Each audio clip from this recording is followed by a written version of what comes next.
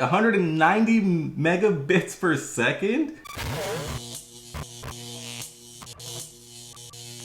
Are you annoyed with the lack of internet while you're traveling? Or maybe you want to go camping, but you don't want to completely disconnect from the outside world and you want to be able to keep in touch with your friends and family back at home, but there's no access to Wi-Fi hotspots in the middle of the forest. That can be pretty annoying because maybe you want to listen to some music, but there's no way to stream it. Well, right here inside this box, I got something that's going to completely solve those problems. We have the Firstnum CPE C2 4G LTE Cat7 Wi-Fi router that's going to allow you to pop in a US SIM card from AT&T, T-Mobile, or Verizon and have a 4G LTE Wi-Fi hotspot wherever you go. Besides having this as a 4G LTE hotspot, it can also be used as a standard Wi-Fi router by plugging it into a modem with an Ethernet cable. Now keep in mind, if you're going the SIM card route, it will only work with US carriers AT&T, T-Mobile, and Verizon with download speeds up to 150 megabits per second and upload speeds up to 50 megabits per second, depending on your service. Once you have it connected to the internet, you can connect all your favorite Wi-Fi devices to this router and have internet connectivity with all of them. It'll definitely keep your kids entertained on a long road trip. I mean, really, the possibilities with this router are endless. You can have a Wi-Fi connection with a SIM card, so you can have it anywhere. Maybe you have wireless cameras set up somewhere that you want to be able to access at any time. You want to stream music while you're out of town. Maybe you just want to catch up on your favorite show while you're out relaxing. As far as Wi-Fi bands goes, it supports 802.11a, B, N, G, and AC. Now remember, because this is a portable router, not only can you have it plugged into a power supply at all times, we can also have it run off of the rechargeable 18,250 milliamp hour battery, so you don't have to be tethered to a wall whatsoever. And one of the cool things about this is, let's say you have it connected to an Ethernet cable to be hardwired for internet, but that internet goes down. If you also have a SIM card installed, it'll fall back onto the SIM card data, so that way you never lose a connection. Very cool. And even if the power goes out, it has the built-in battery. So with all that being said, let's get inside this box. Things are looking good so far. Inside the box, we have a user manual, a nice fluorescent Cat5e Ethernet cable, our power adapter and charger. We have the router itself, looks like very good quality so far. We do have these two monster antennas to give you good range, as well as the battery cover. Now taking a look at the Firstnum router itself, it does have a very simple design, nice matte black finish. Right here we do have LED indicator lights for power, Wi-Fi connectivity, WPS, cell signal, as well as Ethernet. Down on the bottom we do have a base here so we can stand up freely, along with some ventilation and more ventilation up here on the top. Over here on the back we have our 18,250 milliamp hour rechargeable battery right next to our SIM card slot. Right underneath we do have a power button along with 4 Ethernet ports. Now we have LAN 1, LAN 2, LAN 3, and then this fourth one can either be used for LAN 4 if you're using a SIM card, or as your WAN port if you want to plug in an Ethernet cable. Right over here we do have our charging and power connector, a USB port for network storage, a Wi-Fi, and a WPS button. To install our SIM card, we're going to slide this open and it pops right up. We're going to place our SIM card in the slot, cover it back up, and slide it back to lock. And then finally, we're going to place our rechargeable battery inside. And now to finish things up, let's get our battery cover installed, just like so. And now just like that, we're ready to go. Now, so let's see if we have any power. We just push that power button. And as you can see, we do have power. We are lit up. Now we just have to wait a little bit for it to connect to the network. And now that we got this thing connected to the network, let's get connected to the Wi-Fi network that it's emitting for us. It does list the network name as well as the password on the back of the router. So we're going to choose the Firstnum C600C 5 gigahertz network. There also is a 2.4 gigahertz network if you choose.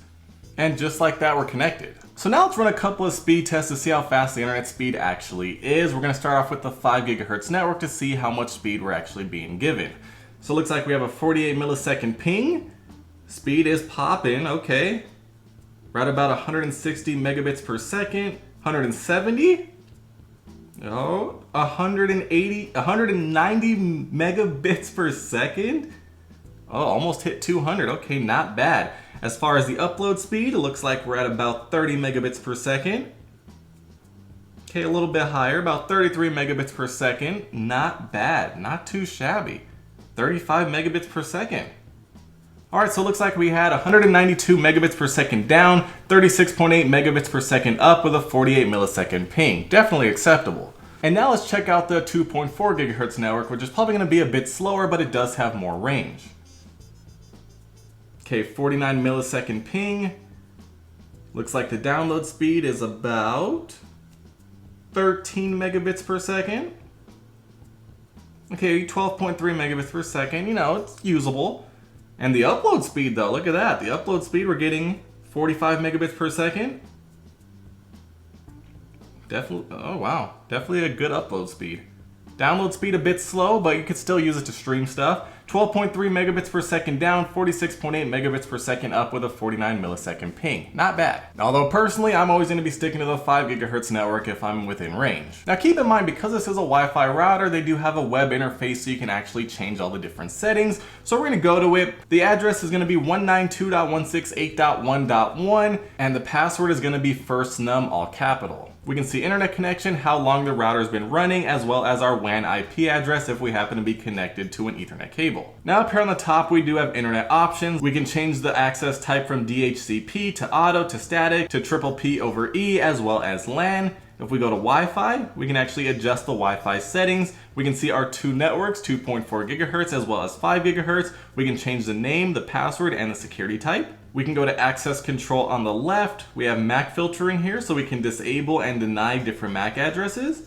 If we go to WPS, we can enable WPS on 2.4 and 5 gigahertz networks. We have Wi-Fi schedule, so you can actually schedule Wi-Fi to turn on and off at specific times. You know, that's good if you want to have your kids go to sleep and you want the internet to just stop working. And then next up, we do have visitors, so we can actually have a guest Wi-Fi network for people who you just want to have access, but not total complete access. So right here under clients, we can actually see what devices are connected to the network. You can see the device status. They are both reachable. You can see the IP address for each device as well as the MAC address. And then if we go over to more, we actually have a bunch of different things here, such as IPv4, IPv6, system info, how much memory we have, how much memory is being used, basically all the information about the router itself.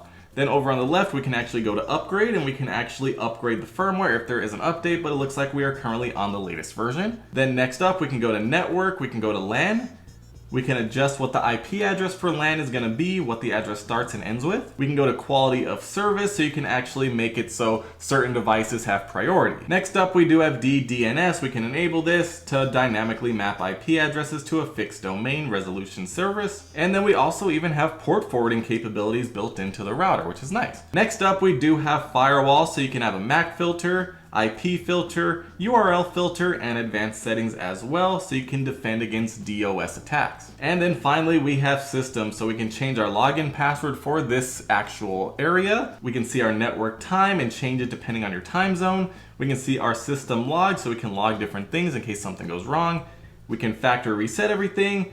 And then TR069, we can enable and disable this as well. Now, of course, down here all the way at the bottom, we do have a button to restart the router if you want to power cycle it real quick. And then up here on the top right, we can see that we have 27% battery capacity left, so we might want to charge it up. We can see the wizard as well as log out of the settings menu. So as you can see, the Firstnum 4G LTE Wi-Fi router is very effective at becoming a Wi-Fi router for your cellular network, or even if you want to plug it in with an Ethernet cable. It's got a solid battery, we have solid internet speeds on a dual band network. It's extremely easy to set up everything. You have a good amount of advanced options in case you want to really dig into that and customize your network to your liking. And it'll do a great job if you're out and about and want to have a Wi-Fi network with you at all times so everybody can connect to it and enjoy their content on the go.